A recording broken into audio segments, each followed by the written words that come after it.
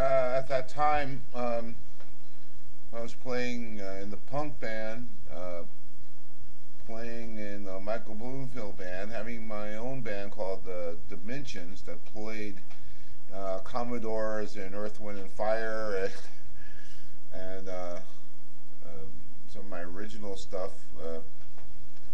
There was a lot of music going on, but at the same time, I had a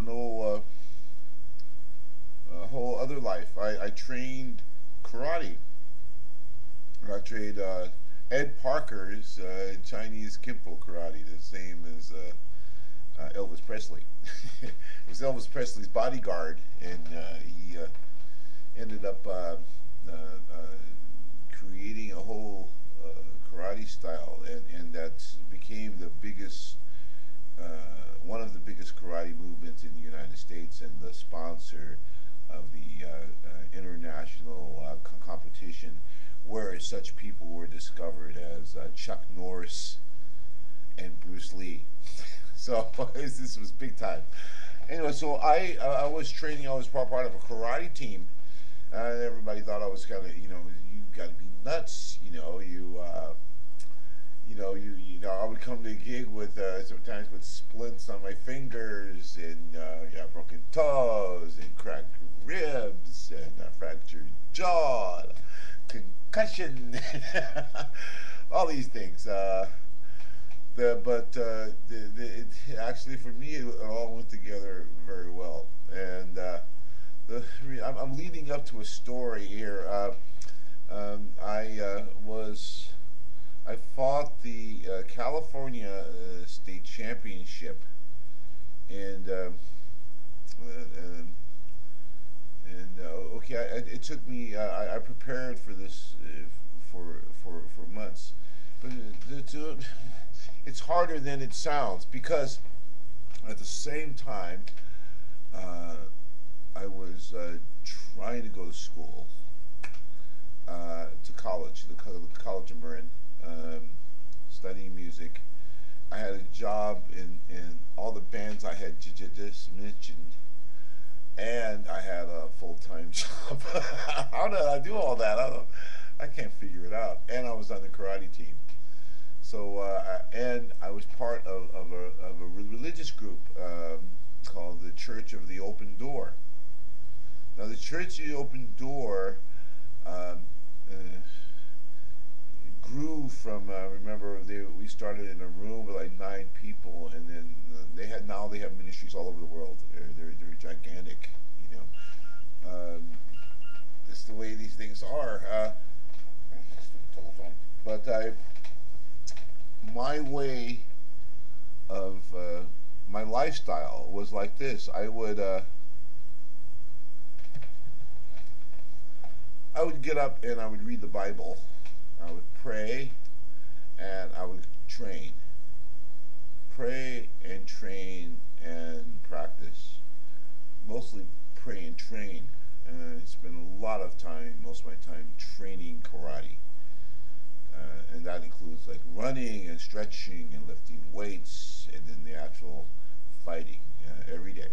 And I was doing judo at the college, and I was in the concert band at the college, and um, say I didn't have enough time to sleep, but somehow this is, the story I'm leading up to tie it together with the punk and everything. Okay, here it goes. The story is this: I prayed really hard to win the California State Championship, and I went to a prayer meeting where everybody laid hands on me and prayed that I would win this, that the Spirit would be with me, that I would be victorious. And when you go to a karate tournament, you're afraid. Don't let anybody say that otherwise. I'm not afraid. You could be killed. Yes, you can be killed. Wrong punch, wrong place, you die. And it's, at least serious injury, pain, long term. So you take it very seriously. You train very hard, and you pray very sincerely, very earnestly, because you could be seriously injured. Now, they lay their hands on me. I go to the tournament. I remember seeing this guy fighting, who looked like he was gonna kill me. I was watching him fight, and he's like, "Oh, I'm so scared of that guy. Every time he kicks somebody, I'm gonna fly across the ring." Like, oh no, I was so scared about it. But you don't let anybody know that. You put on your poker face, and then it was my turn to fight the guy, and he did this kick on me, just like I saw him do to the other guys. He did this kick on me that knocked my stomach down to the back to my back, and but the referees didn't see it. And anyway, so this led up to I ended up winning second place at the California State Championship. I placed in my division in the California State Championship, which is an amazing feat. I remember getting my trophy. Oh, hi, oh, thank you, Jesus, and I'll never doubt you again. And I remember before that, go, if you just let me win this, just let me win. This will be a sign. I will know. If you just let me win, I will know that this is all real. It's all true. I'll believe in you. I'll never doubt you again. Right. I've never heard that one before. So, of course, the first thing that happens after you win, hey, I did pretty good, But the beginning of the story, after winning the second place, I had to fight 90. There was 97 people in my division, so I had to go around. We had to fight a lot, and you see all the training for 3 months and all the praying. This raises your life condition. It raises your spirit. You're as high as you can be. There is no drug that could ever come anywhere close to training that hard every day and raising yourself. It's the fear that raises you to the adrenaline. So after the tournament, we're in the shower. And I told my experience to one of the guys. I see that he had a cross tattooed on his arm. I said, "Oh, are you a Christian? I'm a Christian too." In fact, before I came to this tournament, I was at a prayer meeting, and the guy goes, "Yeah, me too." This was the first place winner, the guy that kicked me really good. And then the other guy that got third place, he goes, "Yeah, me too. I was at a prayer meeting too before the tournament." I go, "Really?" I go, "At my prayer meeting, they laid hands on me and blessed me." And then the first place winner goes, "Yeah, me too." And the third place winner, "Yeah, me too." And we all looked at each other like, "Oh my God!"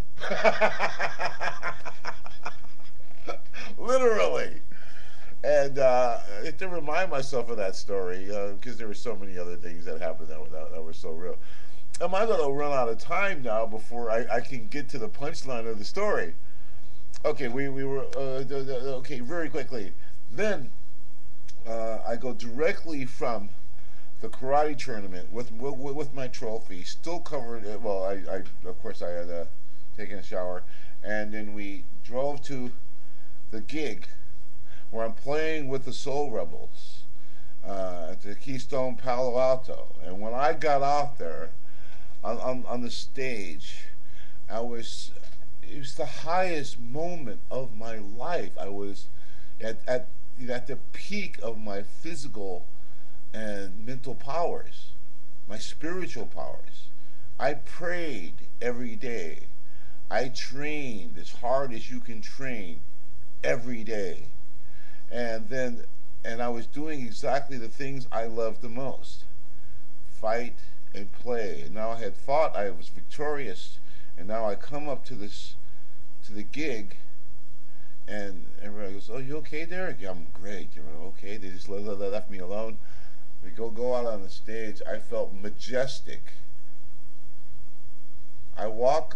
We finish the song. The audience is going, "Ah." People are asking me. People say, "You're glowing."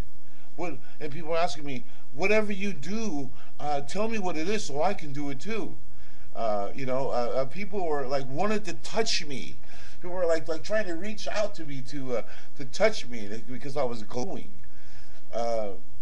And I walk up to the microphone after one of the songs, and I could literally see the power